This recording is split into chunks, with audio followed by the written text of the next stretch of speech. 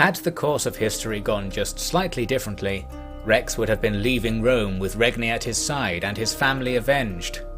In truth, pregnant Regni was under heavy guard in the imperial palace, and Rex had been made into a Roman Magister, tasked with leading the defence of Italia against threats foreign and domestic.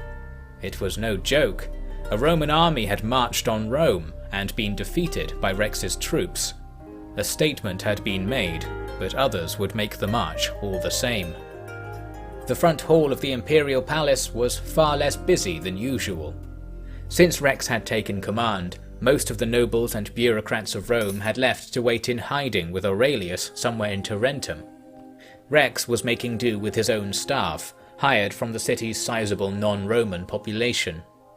After his victories against Roman Illyricum became widely known, things began to change. In the middle of breakfast, word was brought of a Roman army marching from the south. Bells tolled, weapons were snatched up, and Regni was spirited away from the table by her cohort of handmaidens. Yet further reports claimed this army had encamped some 5 miles from the city, and had sent unarmed riders to the gates. These riders were soon kneeling before Rex in that very hall. Their leader was a familiar face, the Emperor's brother, Verus. "Looks like you win, Britain," Verus said as he looked up. "Your sister has taken control of the Empire." "She doesn't think so," Rex replied. "None of this would be happening if not for her, and you'd be dead." "I like to think I've played some part in my own salvation," Rex said, signalling for the officers to rise. "You must be here on account of my success." "We've been ordered to trust in you. Ordered to bow to a barbarian for the sake of the state. It's everything people feared and worse, and yet here we are," Verus said, performing a rough salute. "Any word from Maximus?" "None. Those legions I defeated marched in support of him, so I expect he won't dare show his face anytime soon," Rex boasted. "So you do know of shame," Verus said with a smile, but Rex did not return the cheer. The new officers were assigned territories to guard, and were happy to see that the city and its troops were not in the state of poor order they had imagined.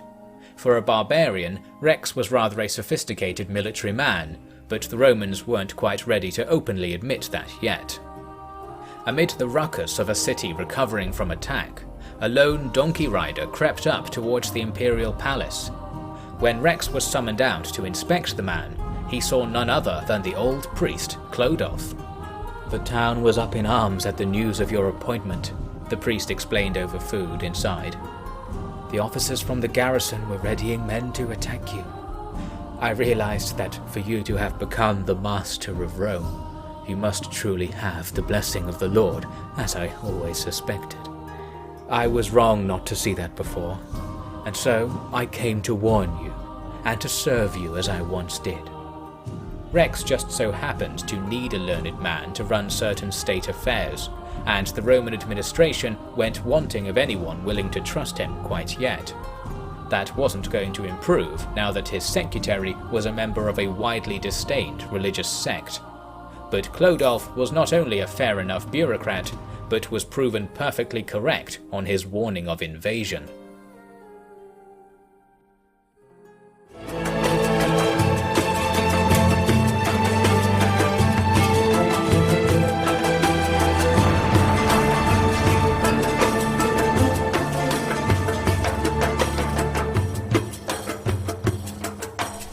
Welcome back to Rex Romanum. There were reports of an invasion coming in at Syracuse. I arrived here, but everything seemed to be normal. Something was going on because it says the city's under siege, and it also says some of my local forces are retreating from an enemy army. Only problem was, there didn't appear to actually be an enemy army. After some time and a lot of waiting around, I discovered that the army was just completely covered by the city model. It's kind of hiding inside. Finally, we discover it. Doesn't really matter anyway, all we need to do is get inside the city ourselves. That way, even if it's under siege, it's less likely to fall. So we wait around, and after some time, the enemy do make an attack, and they've got about 500 troops. So do we. So it's going to be an even-ish fight, but we do have the wall on our side for whatever that will turn out to be worth. In they come then. They've got a couple of siege towers set up, so we're going to have a brawl at the ramps coming down onto the wall.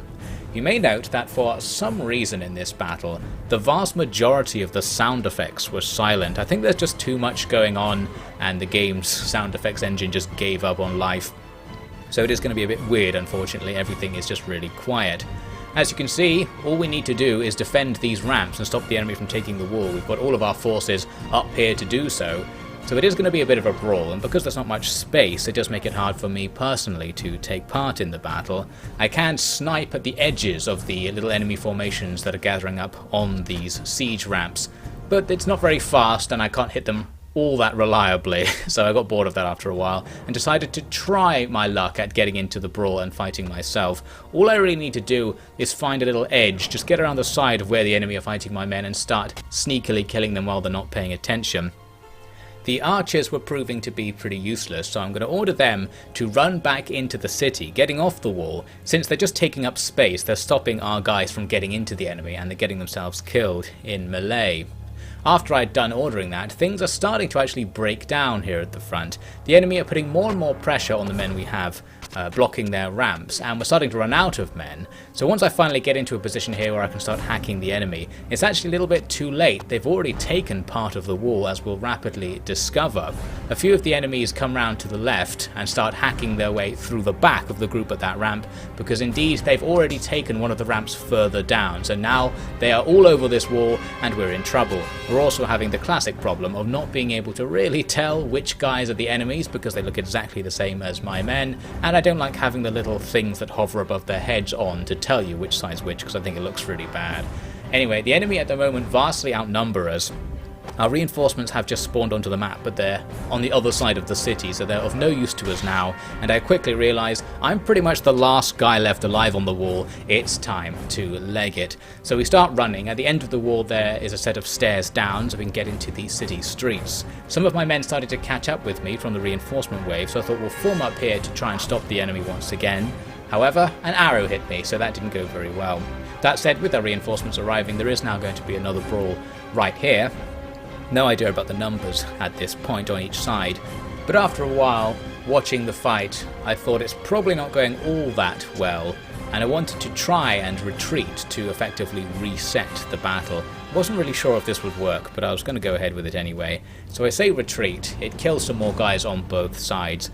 The risk is that if you retreat from a siege defense, that will just count as you surrendering or something, but handily enough, that's not how the game works. So we killed a couple of hundred enemies and lost 100 plus ourselves. The enemy got the worst of it.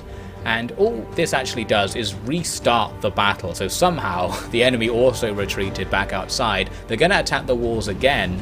This time we've got something like 400 men and the enemy have just under 200. So we have the advantage. Plus, now I was a little bit wiser about what to do on this map, so right from the start, I sat on the corner of one of the siege towers, so as the enemy were jumping in, mostly just distracted by our allies, I'm hacking away and just picking up loads and loads of kills, making sure there's not too much pressure building up on our men in this area. Some guys are getting through, as you can see, into the mess, but with their own guys all over the place. We can quickly clear that up and continue on. So yes, in this fashion, we are going to be able to cut down the remainder of the enemy and claim a victory. Rex missed the night-long victory celebrations in Syracuse, instead spending the time enjoying the familiar burns of Eithner's so-called healing hands. With 3 cuts by a sword and an arrow in his shoulder, he was lucky to even be allowed out the following day to be carried up to the hall of Lord Verus, protector of the city. The jeering imperial prince could barely stand to see the Navente boy. He was not a man to be humbled before a barbarian, yet what else was there he could do after such a timely and effective rescue? Among those who did clamour to see Rex, however, was another Roman royal, Juliana, the emperor's niece, and in a dangerous twist, Verus's daughter. She had a slightly unusual appearance for a Roman, with her hair being brighter in tone than her skin, and perhaps that is why she found herself asking to speak with the even more unusual looking Rex privately. I don't know how much I owe you, champion. Alas, such is the mystery and the value of work that prevents an outcome." It was an opening line that could only have hit the mark in a man like Rex, deprived of education most of his life, and ever curious about the wisdom held in high esteem around the Mediterranean. Julana was delighted to explain to him the imaginative realm of the counterfactual, and Rex got to learn a few new words from a mysterious foreign princess, an experience all the more enticing for the medicinal herbs clogging up his brain. He was finally beckoned to speak with Varus, who now had the perfect excuse to not dwell on his debt to Rex. He could instead berate him for speaking to his precious daughter without permission. In doing so, he let slip that he was seeking a husband for her, but was quick to point out that Rex was not under consideration. The reasons cited for this took up the remainder of Rex's visit, including the curious concern about both he and she having reddish hair, a disastrous match on unspecified religious grounds, so Varus reported. Putting that aside, Rex's visit to Syracuse had not only turned back an invasion by Maximus's allies in Africa, but had cemented Rex's reputation as a champion of the Nerva-Antonine dynasty. This reputation bore fruit in Rome, with more Roman officers finally coming out of their villas for military assignments, and other noble ladies from rich families taking a keen interest in the hero of the day. With such kindly feelings abounding, Rex could see the beginning of the path that Regni must have walked long ago. With that invasion repelled, it's time to pay attention to a few home front matters. One is that Rome itself is currently at the lowest level of prosperity. It doesn't make us any money. The place has been wrecked by all the times we invaded it. So one thing we can do to improve that is build a guild hall, which apparently increases prosperity after some time, or a guild house is actually called. We can also build a library later on, which will make people more educated in our name, whatever that means. I guess it just means we can slightly propagandize people as we educate them. With that sorted, the other home front issue is that Italy is absolutely covered in looters and bandits and raiders, so it's time to just take the army out and start slaying all of these tiny parties, or tiny in comparison to us, I should say. We can use these battles as opportunities to practice archery, since the enemy are quite weak and our infantry will easily defeat them. I also remembered about this duel thing and decided to try it on one of the bandit parties. They actually do agree to a duel, so it's time to see what this actually does. Slightly unfairly, the enemy guy immediately starts shooting arrows at me as the duel begins. That wasn't in the rules, but we run forwards, he misses, and we cut him down. That's a victory then. But it does look like Rex took at least one wound in the fight. Handily enough, he eventually restores his own head to himself, and we win. It says though that we beat Lucius Verus in a duel, apparently. Maybe this was all part of Rex's imagination and he was just laying the beat down on mean old Verus. Not quite sure what happened there, but at least we go on to take the enemy down. Some more great archery practice, and it's leveling up our regular infantry as well, so we can get all of the armoured legionaries and have a nice powerful army. Now I went back to Rome and received news that Julana wants to meet with us, even though Varus has forbid it. She wants us to sneak in and speak to her anyway. We're not going to pass up that opportunity, so we just need to quickly take out the bandit army that was right outside the gates of Rome, this time using a cavalry charge just for some variety, and absolutely annihilating their lightly armoured ranks. With that done, we kept travelling south, and on the way I got this financial report and I thought I'd show you what our income is actually like at the moment. And in particular, that we're not really making any money from Rome itself. It's actually less valuable than the villages around Rome for some reason. I expected to be getting thousands or even tens of thousands from it. So yes, we have to sort something out there, apparently. We make it to Syracuse and sneak in to Varus's house, I suppose, to meet Julana. She's very happy that we showed up. And as with old Edburger, who at some point was forgotten by Rex, we're going to have to flirt the only way we know how, reciting various poems that we paid to learn throughout our journeys. This particular poem went down quite well, so Julana now likes us a bit more. She even goes so far as to say that she wants a future with us, but because Varus won't give us permission, the only way to do that would be to elope, and we don't really want to do that right now, so we'll just have to hope we can somehow persuade Varus to allow us to continue that relationship if we want. Now, after going back to Rome, I got some news that Ravenna was under siege to the north, so I started moving to investigate. On the way, we encountered an enemy army going back to the south. It's the Sarmatians, a huge barbarian horde is apparently just strolling into Italy right now. So, the Roman civil war will have to be put aside for a moment. We need to fight a legitimate war against an invading foreign power. Since the enemy army was bigger than mine, I first went down to the Eagle Fort to grab some more troops and then rushed back up to fight it. It was busy raiding a village and luckily hadn't finished doing the raiding quite yet. This is going to be a problem though, because when you fight an enemy near a village, you have to fight on a village map, which isn't particularly nice. Plus you get loads of farmers thrown into your ranks who replace your heavy infantry, at least until you can get some reinforcements on the field. One upside to fighting on this cramped village map is that the enemy, who were mostly cavalry, are forced to dismount for whatever reason, so we don't have to face loads of lancer charges or anything. But still, they're heavily armoured and heavily armed, these enemies. They've got loads of noble troops, so it's going to be a bit of a brutal fight, especially with the numbers being equal on both sides and the way the reinforcements work, which we'll see is a bit of a problem in a second. For now, I'm just charging in personally to try and slaughter enemies. Our main hope is to get the cavalry to do a big flank attack on the enemy's blob of troops. They have lots of archers, so they're not really charging in very much. Many of them are just walking up near us and standing there. In theory, ideal for our cavalry to plough in and start getting the kills, but with the map being covered in obstacles because it's a village, it's not that easy.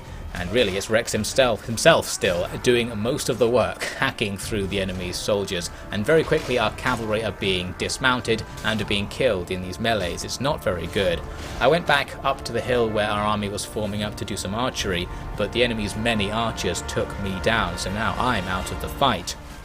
Right after this, we start seeing how the reinforcement spawning isn't really going to help us out very much. Some allied reinforcements spawn, but they spawn back over inside the village. They'll now try to follow the orders I gave, which was to hold the hill I was just on. So they start walking towards the hill, in some cases walking backwards and generally walking through where the enemy already are. Thus we're going to take massive losses among our reinforcements. Plus the enemy reinforcements are going to be spawning just over there as well, and looking up at the hill you can see we've pretty much lost it. Given that, I decided to call the fight off. We did lose lots of men and all of our party, our companions, have been wounded, but the enemy lost way more, and after that fight we do have numbers on our side. All we need to do now then is wait. Our wounded will heal faster than theirs thanks to our party skills, so we'll just pursue the enemy for a bit, stop them from raiding us, and eventually give battle once again in the open field and with numbers on our side. The bloody clash at Ferentinum had left many in Rex's army with wounds. The march north could not be halted, and hence much of the baggage train was entrusted to local merchants to transport to Rome, while the carts and draft animals were loaded up with ailing bodies. One cart carried the whole suite of Rex's personal retinue, save for Aliver, who rode ahead of it to carry a golden standard. "Did you see him out there? Charging, slashing away to all sides. He's like a mad beast," Eadfrith said. "Not a mad beast. He's more like the heroes of old. At least that is what he thinks himself," Agasicles replied. He explained that it was an old Greek custom to lead an army from the very, very front, and that Rex had been reading the biography of Alexander the Great of late.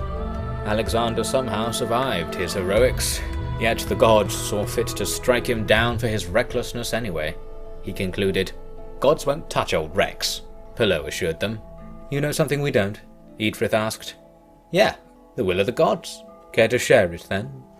"Sure, alright. The gods like a good show. That much is clear. Rex is a showman, first and foremost, isn't he? How did he get famous? Bouts, shows, knocking old masters on their asses in the arena. The gods wouldn't have taken their eyes off it. Now it's the same. He's taken the Aristos by storm, doing their job better than them, taking the Emperor by both hands through Regni and that girl he was going on about in Syracuse. How is he not dead? First, he has me. Second, he has the gods." Eadfrith only had a shrug for this explanation, but Agasicles leaned closer with a wide grin. "Who needs diviners with you about? So then, what shall our fate be? We've all cast our lot in with the mad boy. If history speaks any truth, then we are to die horribly, or die horribly rich." Pullo pointed to each occupant of the carriage in turn. "Killed by a slave in a bathhouse," he said for Eadfrith. "Eaten by a beast down the River Nile," he told Agasicles. "Drowned, but not in water," he said for himself. And broken arm, he said for Aithne, who looked up from the skull she was studying with a scowl. "First you mentioned the girl from Syracuse, now that," Eadfrith snarked.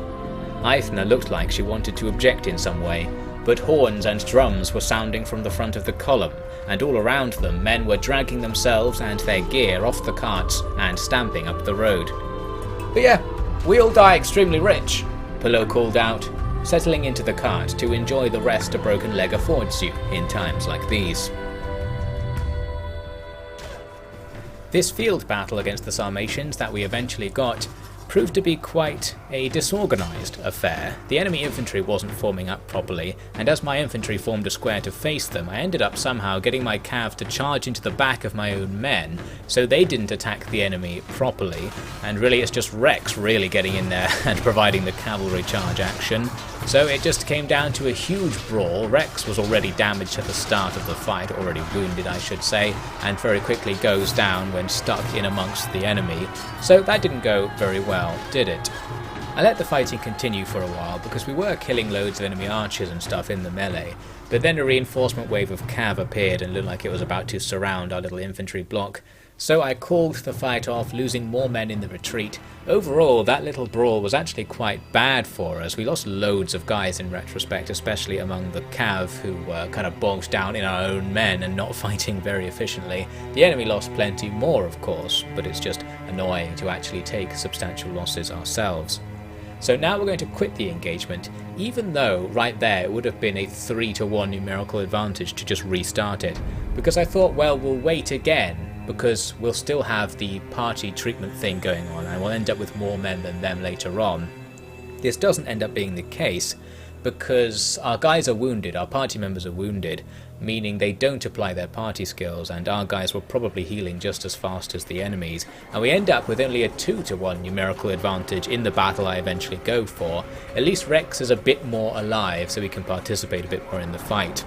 The enemy cav just charged right at us in this battle. They're going to slam into the front of our infantry box, but that's not all that bad. They can't go through it because the formation's too deep, and once they're just standing in front of us, they'll get easily taken down. That's all alright then. Our own cav were not used very effectively once again, I must say, sort of charging into the back of our men, just like in the last battle. But in this case, because the enemy formation was already broken up, we can push on and go through all of these archers. We've already taken out the guys attacking the front of the infantry square, and the enemy are just broadly in trouble. We charge on forwards and the last few enemies go down nice and easy. And with that, we have repelled the Sarmatian invasion. A genuine invasion of the Italian peninsula has been taken down, so hopefully that will increase Rex's prestige. We're not just fighting the other Romans, we are doing the usual duty of the Roman military as well. We captured the enemy commander, we'll keep him to use as a bargaining chip, and a load of his men to make some money. After that I started going back down to Rome, but as I arrived, the area is apparently still in chaos. There's a bandit army right outside the city walls attacking villagers, so we're going to jump in on this fight and help. Our force can easily annihilate these guys, so we're back on our horse practicing that archery, at which we're getting better and better. Once they're dispatched, I started heading south into the real belly of the beast, where, as we've seen before, there are bandit parties everywhere, and in this case there was over 100 of them all ganging up to attack one of our caravans. I'm going to dive in on this fight to help out. But I was just annoyed to see this happening, because that's going to stop our prosperity going up. We really need to try and find the bandit base at some point, and then attack it and lose, probably, to make it despawn. Anyway, in this fight I had a bit of trouble with the cavalry commands. I was trying to get them to move to a position ready to outflank the enemy, but it kept interpreting my move order as an attack order, and broadly speaking, things just went downhill. Our men charged into the fray right away, and the enemy weren't really outflanked because they just started charging at us once they saw us. That said though, with numbers on our side and the enemy formation being nice and open, even this very messy cavalry attack will work in the end. And in a more dark note, we're only losing caravan guard, and caravan guard can be got for free by beating bandits, so that's fine. We'll probably get all the men we lose straight back. As for the rest of the fight, our infantry took out a large portion of the enemy infantry just by virtue of being better, and as we all charged forward, the big enemy party was finished off without much more trouble. So yes, that's some of the bandit force taken down, but there's plenty more where that came from. We do need to try and finish them off, but there are also much more pressing matters of state to attend to, as we shall see. The Emperor had appointed Rex as the defender of Italia, or more specifically, the defender of he and Regni. It proved to be an apt appointment, with 2 invasions repelled in as many weeks, and the legends of his own personal gallantry being proven right in the eyes of the Roman soldiers. This reputation would act as a shield against future invasions in some cases, and act as a magnet for it in others. Thank you very much for watching this episode of Rex Romanum, and special thanks to all of the OfficiallyDevin patrons. We'll be meeting up with a new ally and an old friend in the next part of Rex Romanum.